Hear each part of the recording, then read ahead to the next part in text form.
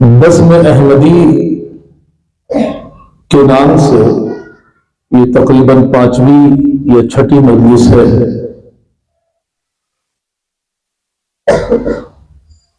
और खानका के तलबा के लिए इस बज़्म का जो इनेकाद है उसका मकसद क्या है ये समझ लेना चाहिए। मकसद है इस्लाह। इस पुराशोर दौर में जबकि हर तरफ इंतशार बरपा है,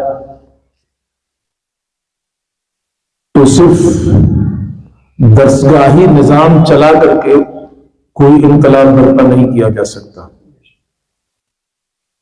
जबकि दरसगाह से अलग एक जबरदस्त इस्लाही निजाम जब तक कारफरमा नहीं होगा उस वक्त तक इस्लाह की कोशिशें उस हद तक कामयाब न होंगी जिस हद तक हम लोग चाहते हैं। लिहाजा इस ताल्लुक से मुख्तलिफ तरीके के प्रोग्राम तलबा के दरमियान होते रहते हैं दरसगाहों के अलावा। उसमें एक ये बस भी है जो तकरीबन महीने 2 महीने में, या आप यूं कहिए कि हर महीने 1-2 मरतबा होती रहती है।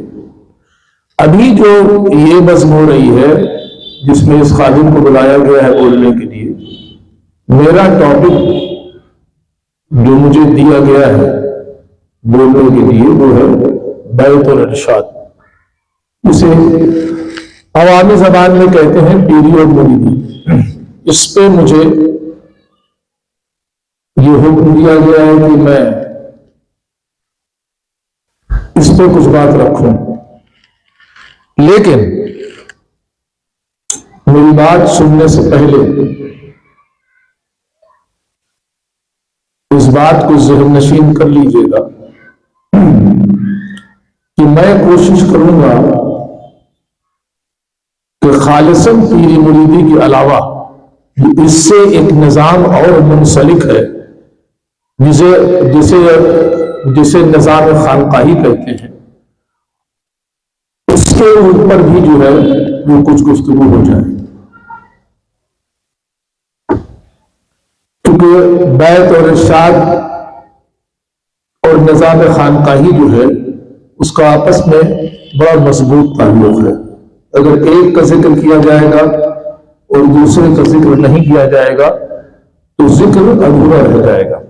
लिहाजा कुछ अर्ज करने से पहले मैं ये बेहतर समझता हूं कि अपनी और सारी कायनात के मरकज़ अक़ीदत हुज़ूर फिदा अहमद मुस्तफ़ा मुहम्मद रसूलुल्लाह सल्लल्लाहु अलैहि वसल्लम की बारगाह अक़दस में दूर व सलाम का नज़राना पेश करें। पढ़े अल्लाहुम्मा सल्लि व सल्लिम अला सय्यदना व शफ़ीअना व हबीबना व नबियना व अला आलि सय्यदना व मौलाना मुहम्मद व अला आलि मुहम्मद व बारिक वसल्लिम सल्लु अलैहि सलातु व सलाम सय्यदी या हबीबल्लाह या रसूलुल्लाह सल्लल्लाहु अलैहि वसल्लम।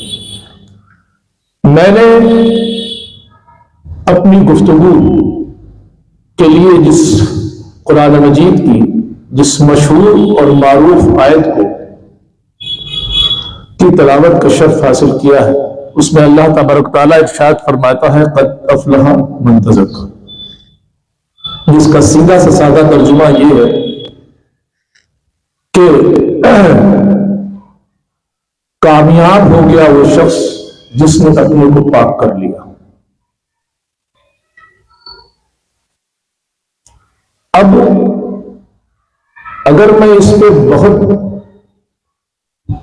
शुरू से गुफ्तगू करूं तो इस वक्त में इसका वक्त है और अभी इशा की अजान हो जाएगी। लिहाजा मैं कोशिश करूंगा कि कम वक्तों में मेरी बात मुकम्मल हो जाए। लफ्ज एहसान हदीस जिब्रील में आया है। हदीस जिब्रील मुत्तफ़क़ अलैह, बुखारी मुस्लिम इन लोगों ने इसकी तखरीज की है। इस लफ्ज एहसान का जो कुरानी मफ़हूम है वो क्या है, उसे कहते हैं तज़किया। इस लफ्ज एहसान का जो कुरानी मफ़हूम है या कुरानी इस्तिलाह है उसे कहते हैं तज़किया। अब ये बैत और इरशाद और पीरी मुरीदी की जरूरत क्यों है? मैं अपनी गुफ्तगू का आगाज शेखुल इस्लाम वल मुस्लिमीन हजरत मौलाना शाह बाबा फरीदुद्दीन मसऊद गंजशकर अजोजनी पाक पटेनी के इस इरशाद से करूंगा कि जब हजरत महबूब पाक हजरत महबूब इलाही निजामुद्दीन औलिया पाक पटन शरीफ दिल्ली से पहुंचे तो बाबा साहब ने हजरत मौलाना बदरुद्दीन इसहाक से फरमाया कि मौलाना निजामुद्दीन को पीरी और मुरीदी के तरीके सिखाओ। अब हजरत महबूब पाक का तलबा को यह समझ लेना चाहिए कि हजरत महबूब इलाही निजामुद्दीन औलिया की जो इल्मी शख्सियत थी उसकी हैसियत क्या थी कि जब तक उनका जो इल्मी शजर था उसको आप जब तक नहीं समझ पाइएगा, आप हजरत महबूब आप इस लाइन के साथ या हुजूर बाबा फरीदुद्दीन मसऊद गंजशकर के इस इरशाद के साथ इंसाफ नहीं कर पाइएगा। इल्मी शजर का आलम यह था और इस्तिकामत फी दीन का आलम यह था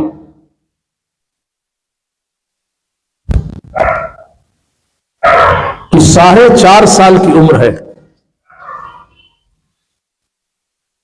जो तलबा बैठे 4.5 साल की उम्र, 4.5 साल का बच्चा मकतब जाते हैं। मकतब से जब वापस आते हैं तो जिस दिन वालिदा मोहतरमा ये फरमाती हैं कि बेटा निजामुद्दीन आज हम और तुम अल्लाह और रसूल के मेहमान। हजरत महबूब पाक ये समझ जाते थे कि आज घर में कुछ खाने को नहीं है। फवाइदुल फवाइद शरीफ में खुद बयान फरमाते हैं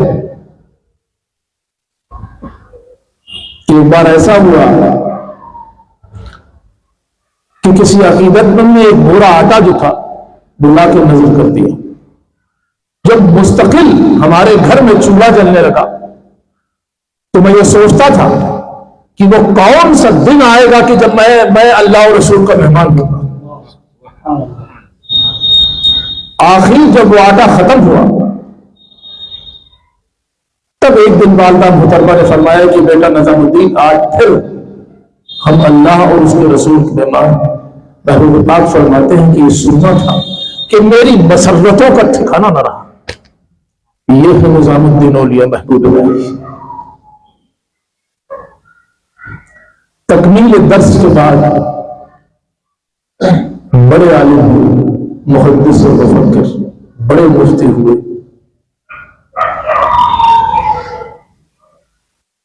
एक दिन फवाइदुल फवाइद शरीफ में फरमाते हैं कि किसी जगह तशरीफ फरमा है तो एक कव्वाल आया और उस कव्वाल ने इराक के बड़े बड़े बुजुर्गों का तस्करा किया। फरमाते हैं कि मेरे कल्ब पर कोई असर नहीं हुआ, लेकिन जैसे ही उसने हजरत बाबा फरीदुद्दीन मसऊद गंजशकर की खानका का तस्करा किया मेरा दिल मुतहर्रिक होने लगा। उसके बाद से फरमाते हैं कि हर नमाज में मैं 10 मरतबा या फरीदुद्दीन और या मौलाना फरीदुद्दीन पढ़ता था।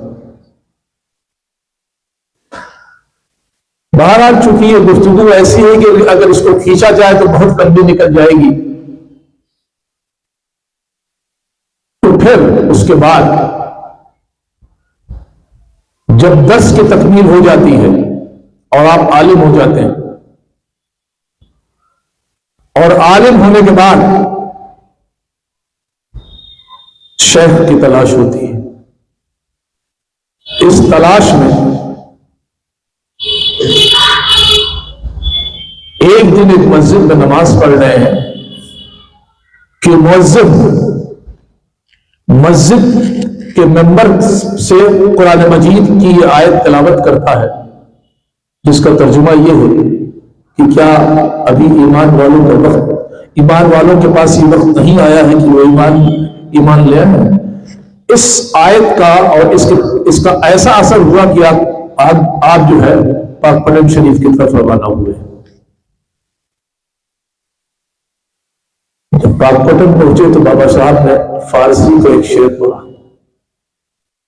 ऐ आतिश फरागत बिलहा कबाब कर दी। ये शेर बाबा साहब ने पढ़ा। अब ये एक सवाल इन तलबा के दरमियान ये जरूर आया होगा कि जब इतने बड़े आलिम और मुहद्दिस थे और इतने बड़े मुफ्ती थे और दर्स निजामिया की सारी किताबों की तकमील कर ली थी, बड़े आलिम थे, तो क्या जरूरत थी जा करके बाबा साहब की खानकाह में क्यों गए? यह है सवालिया निशान। इस सवाल का जवाब यह है कि मारफत इलाहिया की मंजिलें को हासिल करने के लिए चंद रुकावटें हैं। उसमें एक रुकावट जानते हैं क्या है? किब्र, घमंड। किब्र किस चीज का? मैं बहुत बड़ा सज्जाद नशीन हूं, मैं बहुत बड़ा आलिम हूं, मैं बहुत बड़े सज्जाद नशीन का बेटा, मैं बड़ी खानकाह का फर्द, मैं बड़े आलिम का बेटा, मैं खुद बहुत बड़ा आलिम हूं। जब तक ये किब्र रहेगा मारफत इलाहिया की मंजिलें तय नहीं हो सकती किसी कीमत पर। इन बुजुर्गों के यहां जो निजाम खानकाही था, ये निजाम खानकाही, क्या उनके पास कोई जादू की छड़ी थी कि उन्होंने हिला दिया और मौलाना निजामुद्दीन जो थे वो निजामुद्दीन औलिया के मनसब पर फायज हो गए? कोई जादू की छड़ी नहीं थी।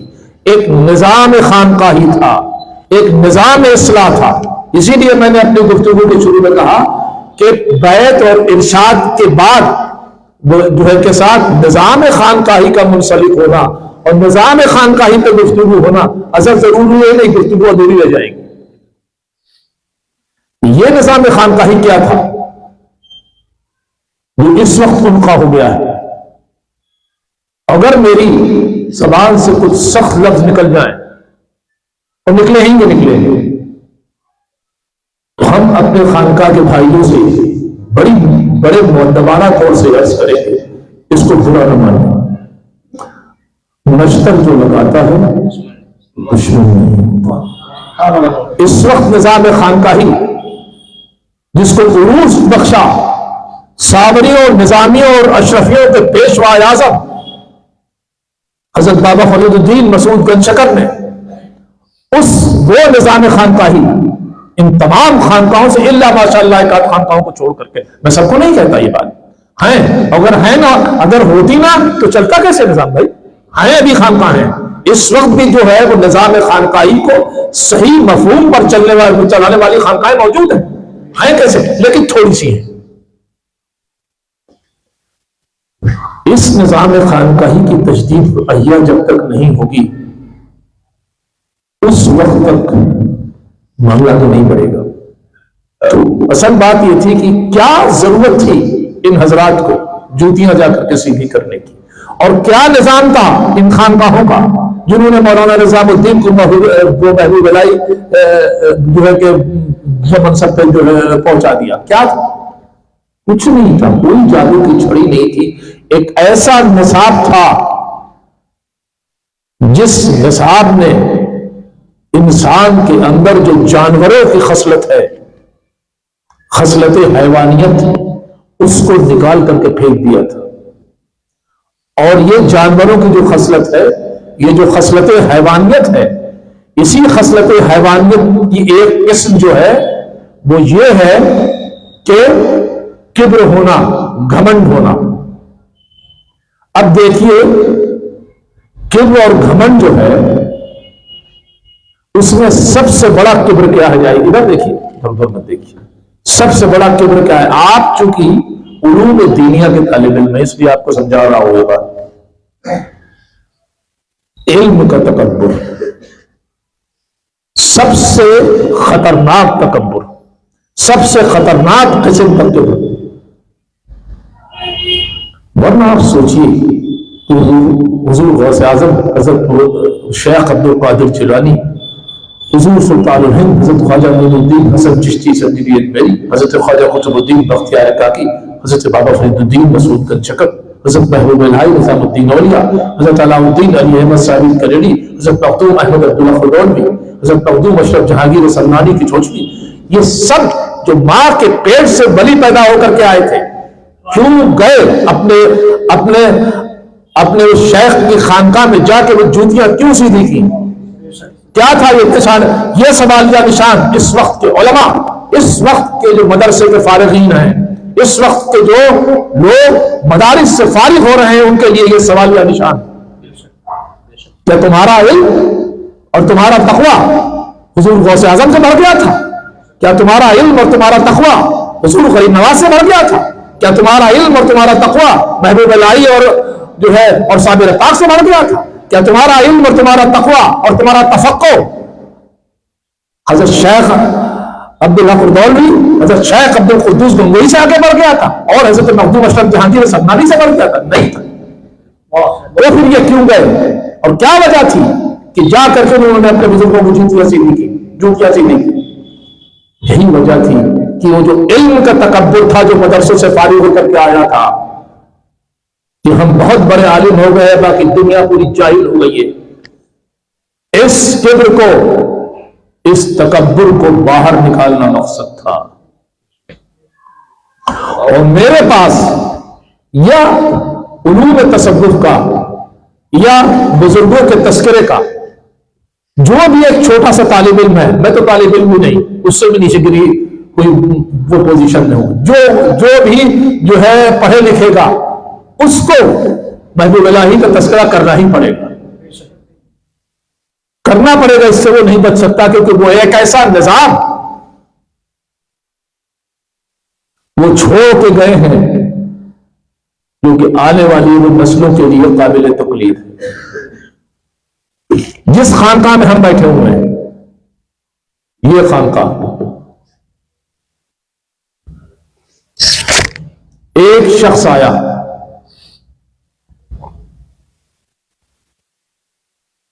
और मुखलिस शाह साहब बार बार आते रहे और जो शेख ने उन पर कोई तवज्जो न फरमाई। एक दिन कहा कि लाओ गड्ढा खोदो, उन्होंने गड्ढा खोदा, कहा इसमें पानी डालो, पानी डाल दिया। फिर कुछ वो कंकरियां दी, कहा कि लो इसमें डाल दो, उन्होंने कंकरियां डाल दी, कहा वो कंकरी निकाल लाओ, कंकरी निकाल लाया। फिर मिट्टी ली और मिट्टी उस पानी में डाल दी और कहा निकालो। फरमाया कि शेख ये कैसे हो सकता है? मिट्टी जो है वो तो पानी में मिल गई। तो फरमाया बस अगर अल्लाह तबारक व तआला की जात में अपने को इस सूरत जम कर सकते हो तो इस लाइन में रहना, वरना ये लाइन छोड़ देना। ये जो सख्त निजाम है, ये इस वक्त मैं जानता हूं नहीं कायम हो सकता। आप इस वक्त के जो मशाइखीन हैं या इस वक्त के जो मुजाहिदात करने वाले लोग हैं या इस वक्त के जो औराद वज़ाइफ पढ़ने वाले लोग हैं, वो इस म्यार और इस म्यार को नहीं पहुंच सकते किसी कीमत पर।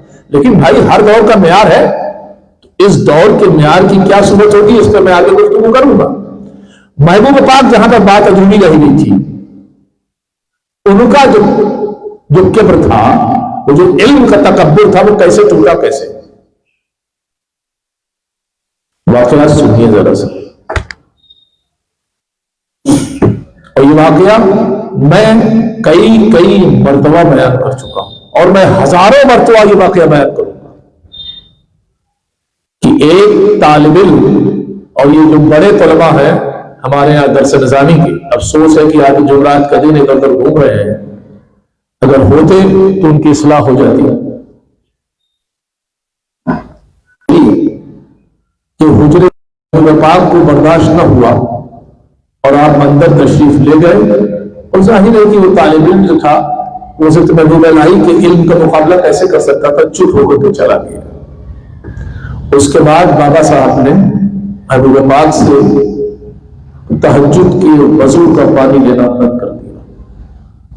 मौलाना बदरुद्दीन इसहाक से हज़रत महबूब पाक ने अर्ज की कि आप जाकर के हजरत से ये पूछिए कि लगता है कि हजरत मुझसे कुछ खफा है, और खफा है तो फिर खफगी की वजह क्या है और ये दूर कैसे होगी। हज़रत मौलाना बदरुद्दीन साहब ने अर्ज की कि मौलाना निजामुद्दीन कुछ अर्ज करते हैं।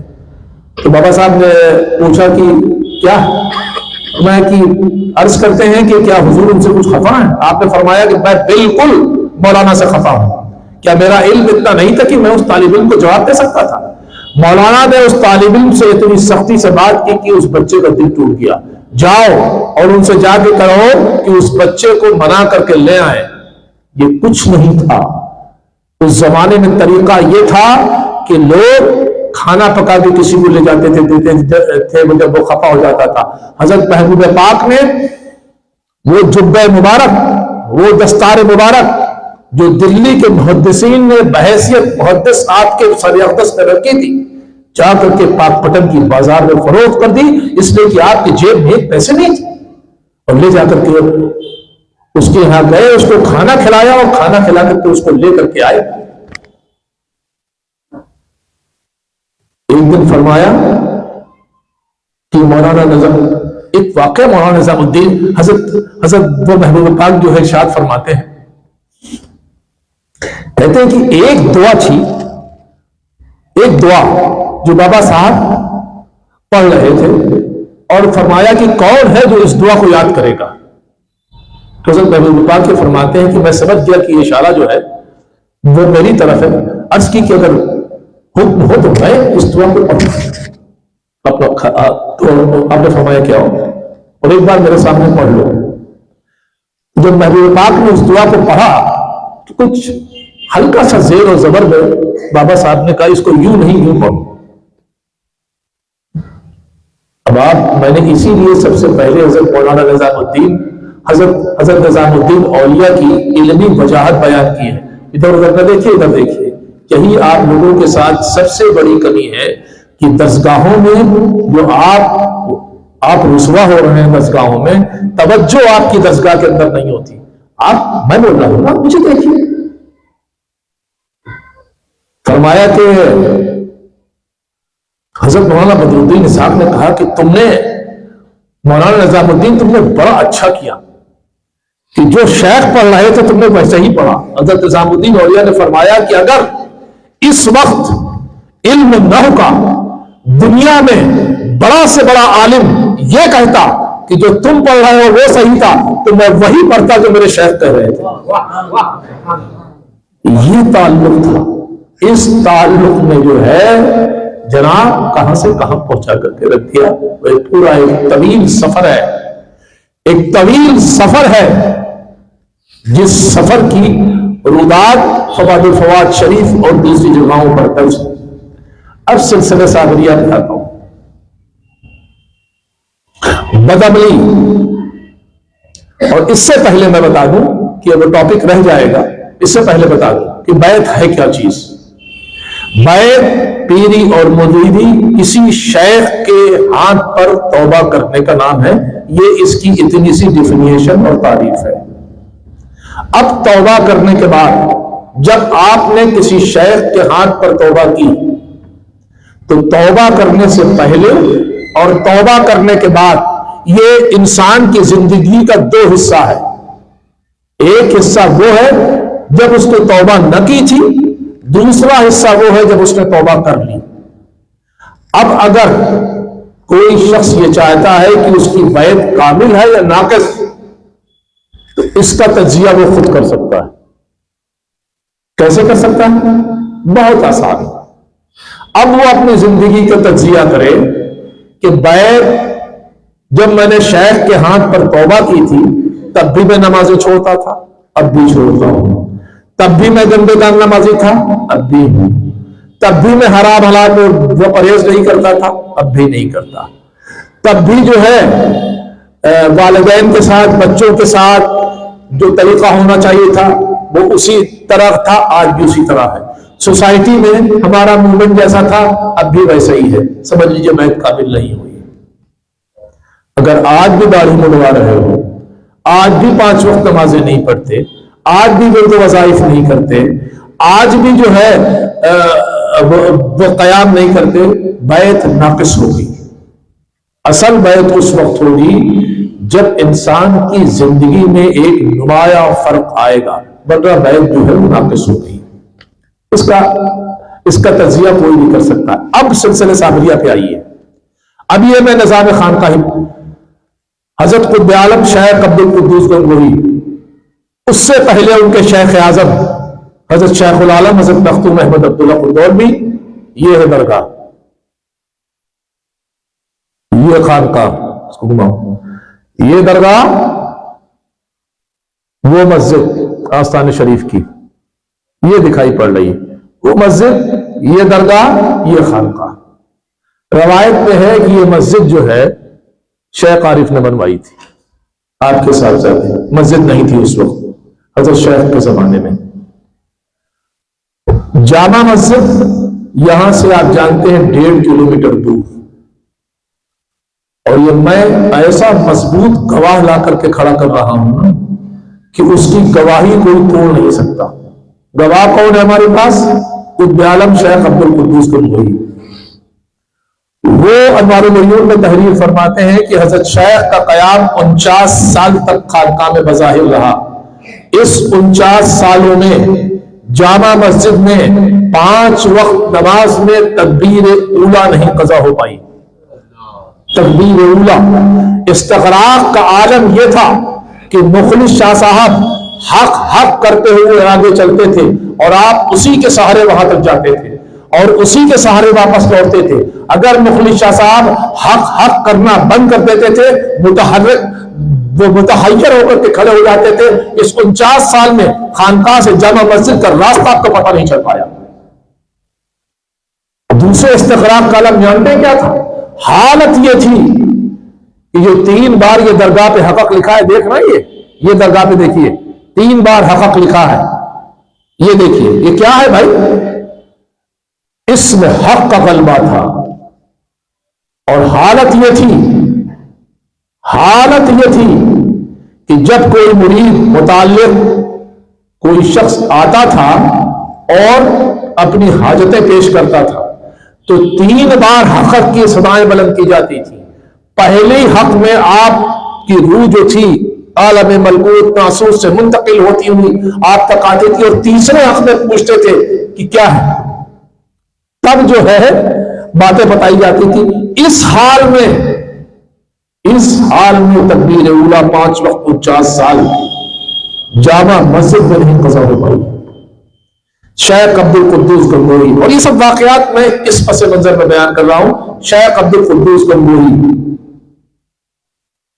दूसरे सिलसिले साबरिया के बड़े शेख, ये पूरा चिश्तियों की जो साबरी शाख है।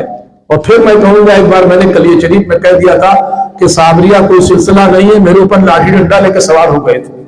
आज भी बबागे दोहर कहता हूं कि ना साबरी, ना निजामी, ना अशरफी कोई सिलसिला नहीं है, ये सब चिश्ती हैं। हाँ, चिश्तियों की शाखें नहीं है, ये कोई अपने वजूद में ये कोई सिलसिला नहीं है, बल्कि ये चिश्तियों की शाखें हैं।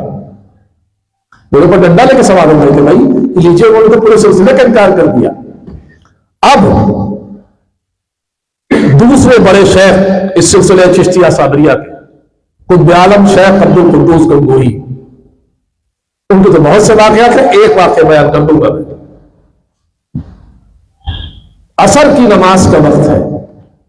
असर की नमाज में आपके एक साहबजादे गालिबन मौलाना रुकनुद्दीन या कोई दूसरे, अगर उससे गलती हो रही हो तो चूंकि साबरी मिशन पे जो है वो लाइव चल रहा है तो उस पर लिख दीजिए कि नहीं कोई दूसरे साहबजादे थे।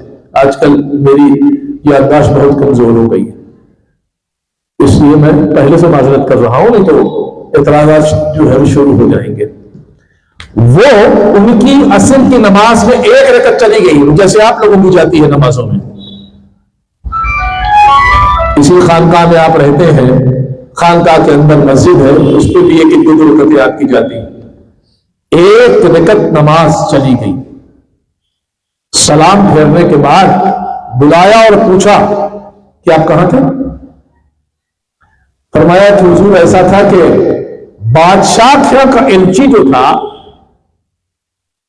यानी बादशाह का नुमाइंदा खानकाह के लिए कुछ जमीन जायदाद के कागज लेकर के आया था, तो उस कागज को दस्तखत करने में मुझे थोड़ी सी ताखीर हो गई, तो आपने फरमाया कि वो कागज लेकर के आओ। जब वो दस्तावेज आया तो उसको कहा कि फाड़ो, और फाड़ के खानकाह, और इसको फाड़ के फकीर की खानकाह से दूर फेंक दो। अरे जब अभी जायदाद आई नहीं है तो तुम्हारी एक रकत नमाज चली गई है, जायदाद जब आ जाएगी तो क्या हमारे घर से दीन चला जाएगा? अब इन शेख अब्दुल कुद्दूस गंगोही और शेख उल आलम मखदूम अब्दुल हक गौलवी के मानने वाले और उनके नामनेवा और उनका शजरा पढ़ने वाले निजाम शरीयत की जिस सूरत ये धज्जियां उड़ा रहे हैं वो भी सुन लीजिए। अब बात बहुत तल्ख होगी। एक साहब ने मुझसे कहा कि भाई, मैं गुजरात के दौरे पर था, तो मुझसे कहा कि बुरदौली शरीफ के लोग कव्वाली जो है वो समा बा मज़ामीन की जो मुखालफत करते हैं। कहा रुदौली के लोग समा की मुखालफत करेंगे? अरे रुदौली तो वो जगह है जो मस्जिद में बैठ के कव्वाली सुनते हैं वो लोग भाई। रुदौली में कव्वाली मस्जिद में सुनी जाती है भाई। किसी हिंद पाक की किसी खानकाह में मस्जिद में समा नहीं होती सिवाय रुदौली के अलावा। ये रुदौली की तारीख है। और न सिर्फ ये लोग समा सुनने वाले लोग हैं, ये ऐसे लोग नहीं है कि सिर्फ जो है वो सूफी साहब हैं, बल्कि यहां इस वक्त एक जमात ऐसी मुतहर्रिक है जिसने सिमा बा मज़ामीर पे दलाइल के साथ जो है वो किताब लिखी है। अब जो लोग कह रहे हैं कि हज़रत शेख अब्दुल कुद्दूस गंगोही ने इतनी समा सुनी और इतनी सुनी, तो फिर ये तुम सुन लो फिर कि शेख अब्दुल कुद्दूस गंगोही 5 वक्त की नमाज के अलावा 400 रकत नमाज नफल रात में पढ़ते थे। हालत यह थी कि सर्दियों के सख्त जमाने में एड़िए मुबारक पे बर्फ जम जाती थी। मुरीदीन ने सोचा कि अंगीठी हजरत के पीछे जो है वो जला दी जाए ताकि उस आग से आपको कुछ तकवियत हासिल हो। महवियत का आलम उस नमाज नफल में, महवियत का आलम यह था कि सुबह अजान फज्र हो गई और आपको उस अंगीठी का कोई इल्म न हुआ। करके दिखाओ फिर, करो ये। अक्सर रोजा रहते थे, मुजाहिदात का आलम सारी रात वो नफल नमाजों में खड़े रहते थे। ये करो और फिर रक्स करो समा में, तब मैं तुम्हारे साथ रक्स करूंगा। ये करो, शरीयत की इस सूरत पाबंदी करो, फिर रक्स करो समा में, मैं तुम्हारे साथ करूंगा। हालत तुम्हारी ये है। एक हालत ये हो गई है, मैंने अपनी गुफ्तगू के शुरू में कहा था कि नश्तर जो लगाता है वो दुश्मन नहीं होता। इस वक्त निजाम खानकाह ही इस स्टेज के ऊपर आ गया है कि भाई दिल्ली की गले में घंटी कौन बांधेगा? कोई तो बांधने वाला होगा। रोज बरोज अब्तरियत की तरफ जा रहा है। कौन होगा जो खड़े होकर के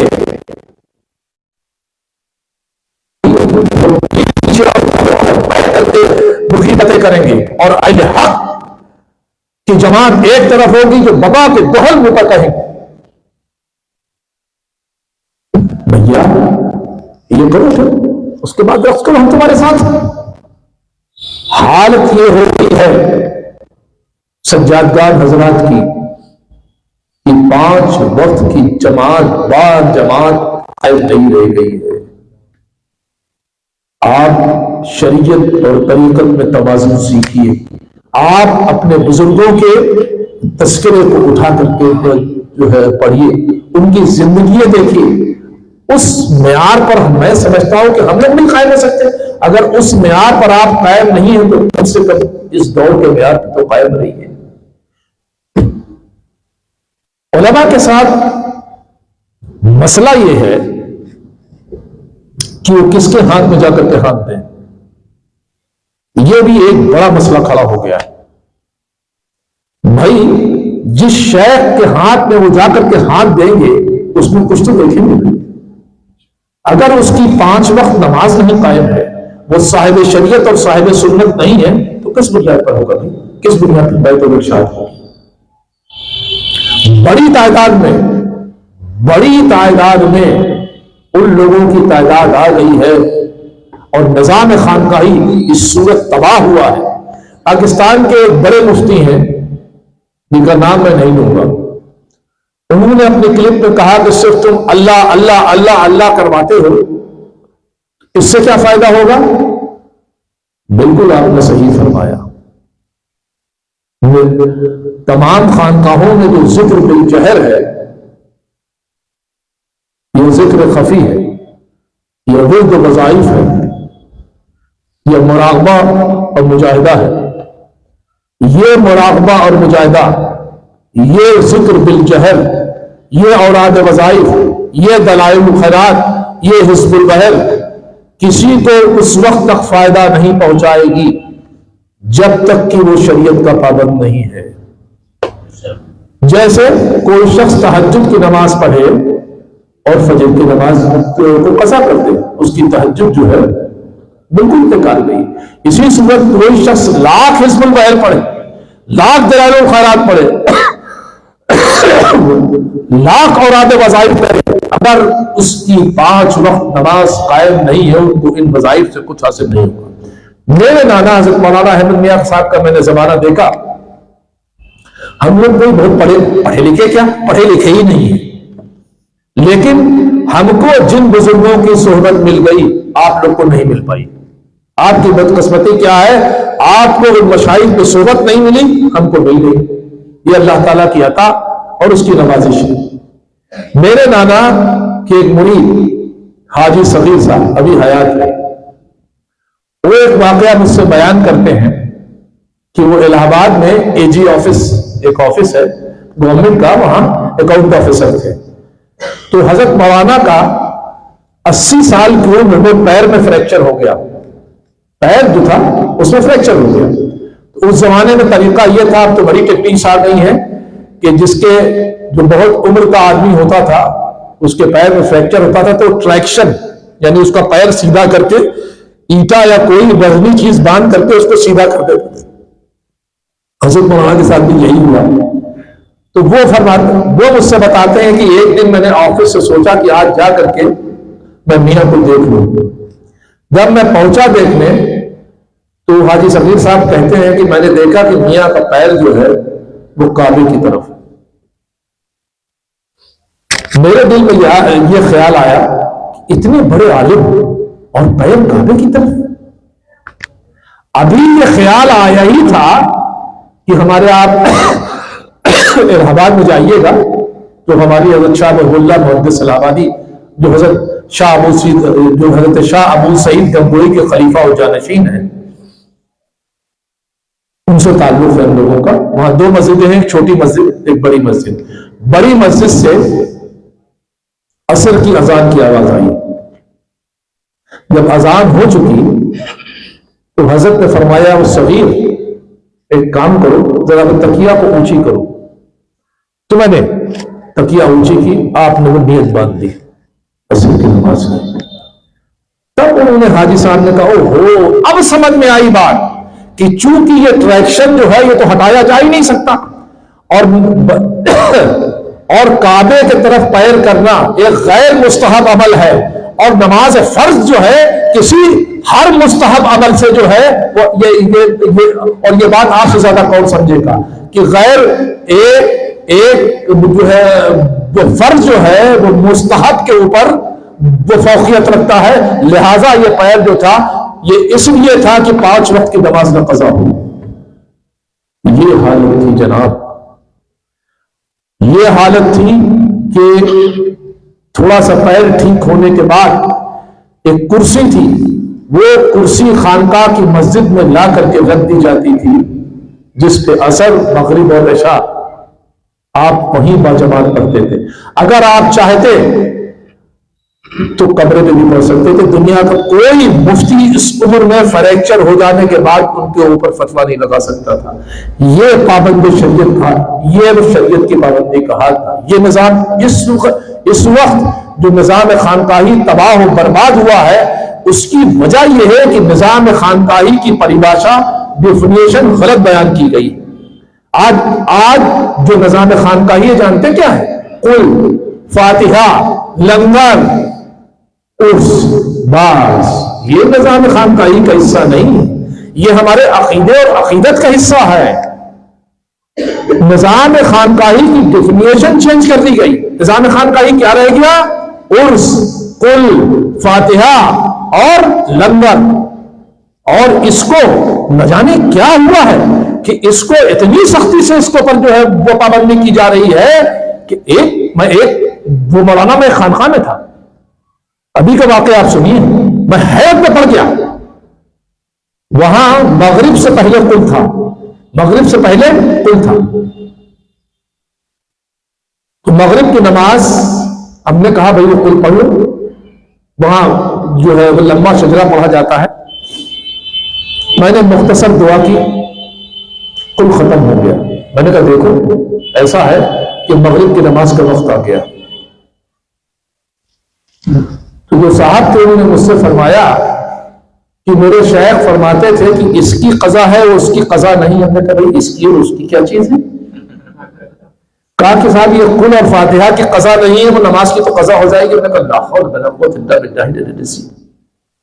फौरन मैं उठा और उठ करके चला आया। मैंने नमाज पढ़ी।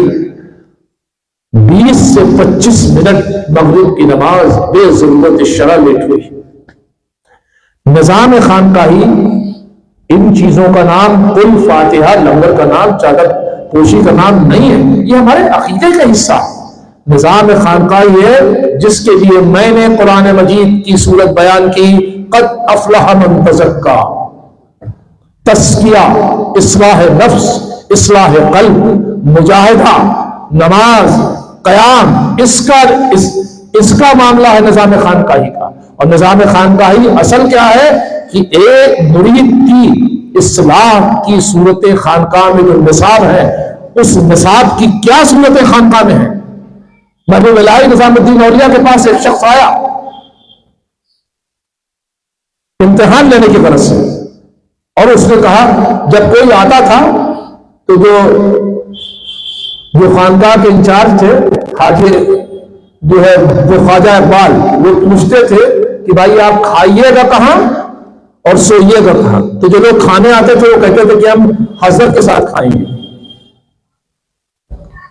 खैर, जब इनसे पूछा गया तो उन्होंने कहा भाई ना हम खाते हैं ना सोते हैं। उस आदमी ने क्या कहा कि ना हम खाते हैं और ना हम सोते हैं। तो ख्वाजा इकबाल ने जाके हज़रत महबूब पाक के सर्ज की कि एक शख्स आया जो कहता है कि ना मैं खाता हूं और ना सोता हूं। तो महबूब पाक ने कहा कि इसका बिस्तर हमारे हुजरे के सामने रखवा दो। रात हुई, वो शख्स महबूब पाक की एक एक नकुल हरकत देख रहा था। आप इशा की नमाज पढ़ी, आप लेट गए, तहज्जुद के लिए उठे, तहज्जुद पढ़ी, लेट गए। अब जब लेटे तो तहज्जुद और फजर के बीच में उस आदमी ने देखा कि एक अजीब किस्म का नूर है, एक नूरानी रोशनी है जो महबूब पाक के पैर से उठती है और वो आसमान तक जाती है, और आसमान से उठती है महबूब पाक के पैर तक आती है, कदमों तक आती है। ये देख के पैर पे गिर पड़ा। तो आपने फरमाया कि सुनो यहाँ देखो ऐसा है। अब इस जुमले को सुनिएगा कि उन्होंने क्या कहा महबूब पाक ने। कहा देखो ऐसा है कि हम लोग खाते भी हैं और सोते भी हैं। इसे क्या समझे? इससे यह समझ में आया कि हम को जो ये कमालात हासिल हुए हैं वो इत्तिबाए रसूल की वजह से हुए हैं, वो रसूलुल्लाह की सुन्नत के इत्तिबा से हुए हैं। एक मुसलमान दुर्वेश और एक गैर मुस्लिम फकीर में जानते हो फर्क क्या है? यही फर्क मीडिया है। जानते हो क्या फर्क है? शरीयत और सुन्नत रसूलुल्लाह सल्लल्लाहु अलैहि वसल्लम। और अगर एक मुसलमान दरवेश भी वही हरकतें करेगा जो एक गैर मुस्लिम फकीर करता है, तो फिर उसमें और एक मुस्लिम दरवेश में कोई फर्क नहीं रह जाएगा। इस वक्त का निजाम खानकाही ये है कि यही फर्क उठ गया। इस वक्त निजाम खानकाही में जो तशदीद और अहिया की जरूरत है, जो सख्त तशदीद और अहिया की जरूरत है, वो ये है कि खानकाहों में सख्ती के साथ, पूरी जिम्मेदारी के साथ शरीयत मुतहर्रा की पाबंदी की जाए। हमारी खानकाहों में, चाहे वो चिश्ती हो कि कादरी हो कि नक्शबंदी हो कि सोहरवर्दी हो, हम लोगों की खानकाहों में शरीयत और तरीकत में तवाजुन बरपा था, तवाजुन कायम था। और बुजुर्गों के तस्करे से ये सारी चीजें हमें मिलती हैं। और अगर ये तवाजुन टूटेगा, तरीकत वहां तक अच्छी है जो शरीयत के हुदूद को पार न करे, और अगर तरीकत ने शरीयत के हुदूद को पार किया, तो मैं अपने लिए नहीं कहता बल्कि जिसने बुजुर्गों के तमाम वाकयात जो है पढ़े हैं, उनकी पूरी जिंदगी का मुताला किया है, वो ये कह देगा कि इस तरीकत का हमारे मशाइख के जो है कि तरीकत से कोई लेना देना नहीं।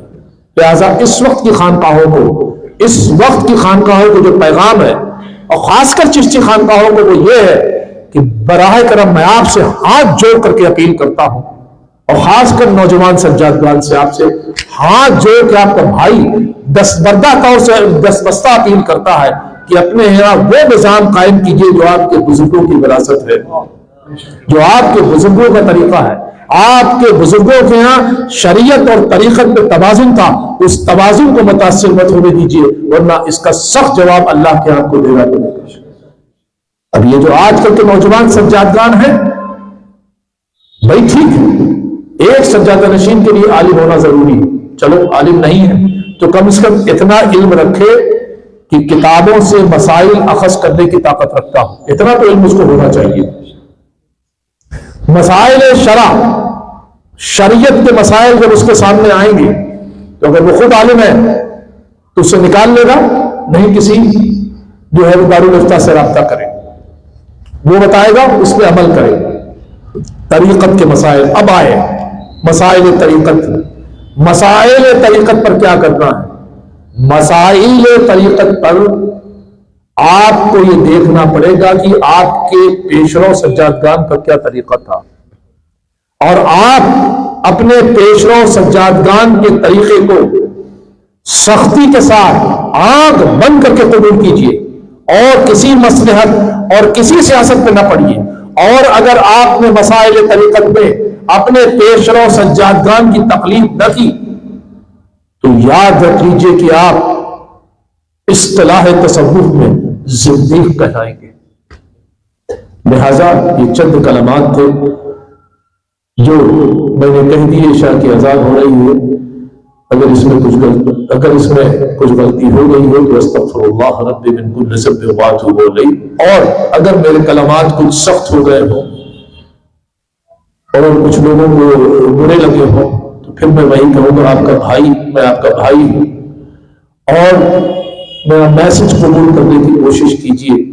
हम लोगों में हजारों कमियां हैं, लेकिन जो कमियां हम लोगों को दिख रही हैं, हमने उसकी इस्लाह की कोशिश की है। आप इसको निगेटिव तरीके से नहीं, पॉजिटिव तरीके से लीजिए। अगर कुछ कमियां हैं तो उन कमियों को दूर करने की कोशिश कीजिए। मैं ये समझता हूं कि मेरी इस गुफ्तगू से अगर एक शख्स की इस्लाह हो गई तो यही मेरे लिए तो शायद आखिरत होगा। आखिर दावाना अल्हम्दुलिल्लाहि रब्बिल आलमीन।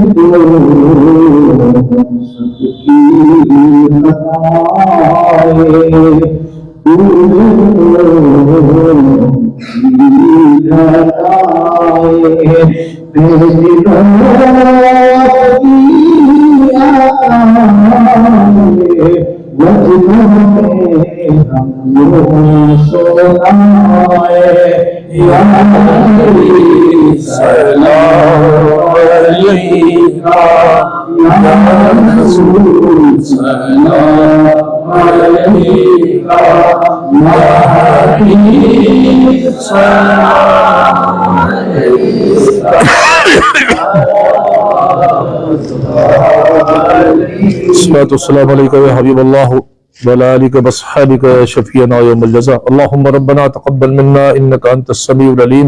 इन्नल्लाह व मलाइकतहु युसल्लूना अलन नबी या अय्युहल्लज़ीना आमनू सल्लु अलैहि व सल्लिमू तस्लीमा। सल्लल्लाहु अलैहि नबी व आलिहि सल्लल्लाहु तआला अलैहि वसल्लम। सुब्हान रब्बिका रब्बिल इज्जति अम्मा यसिफून व सलामुन अलल मुरसलीन वल्हम्दुलिल्लाह।